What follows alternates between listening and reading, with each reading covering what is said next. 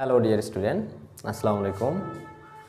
আজকে আমি একটা খুব ইম্পর্টেন্ট টপিকস নিয়ে আলোচনা করব। তোমাদের ইন্টারমিডিয়েট ফিজিক্সের ক্ষেত্রে খুব ইম্পর্টেন্ট।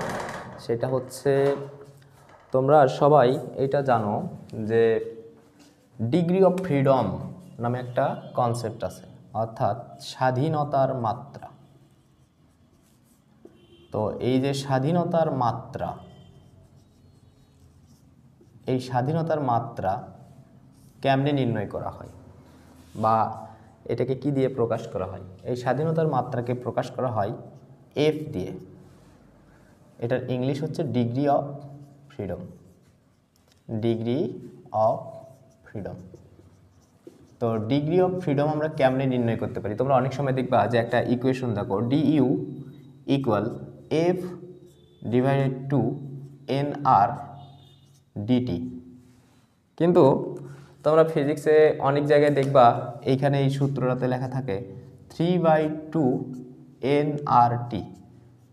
মোটামুটি 50% স্টুডেন্ট এটা মুখস্থ করে যে 3/2 nRT, কিন্তু আসলে কিন্তু এই থ্রিটা, এই এফটা, এটা কিন্তু পরিবর্তনশীল।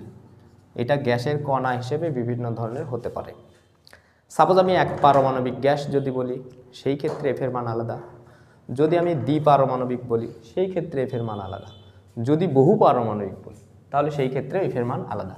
তা আমি আজকে এটাই আসলে নির্ণয় করে শেখাবো যে কিভাবে তুমি বুঝতে পারবা এক পারমাণবিক গ্যাসের জন্য কত, বহু পারমাণবিকের জন্য কত, বা দ্বিপারমাণবিকের জন্য কত।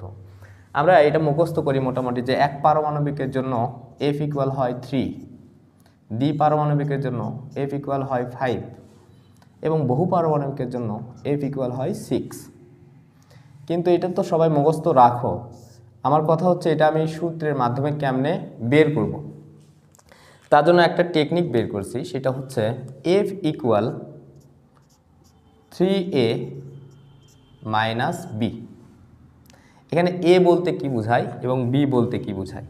আমি এতে ধরে নিছি এ মানে অ্যাটম, মানে কয়টা পরমাণু আছে গ্যাসের ভিতর সেইটা।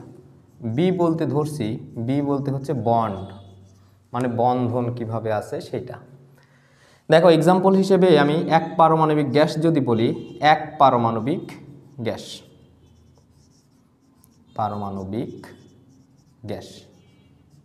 তো এক পারমাণবিক গ্যাসের জন্য আমি এক পারমাণবিক গ্যাস সাপোজ হিলিয়াম ধরলাম, নিয়ন ধরলাম, এগুলো তো নিষ্ক্রিয় গ্যাস, এরা তো দ্বিপারমাণবিক বা বহু পারমাণবিক হবে না, এরা হবে কি এক পারমাণবিক।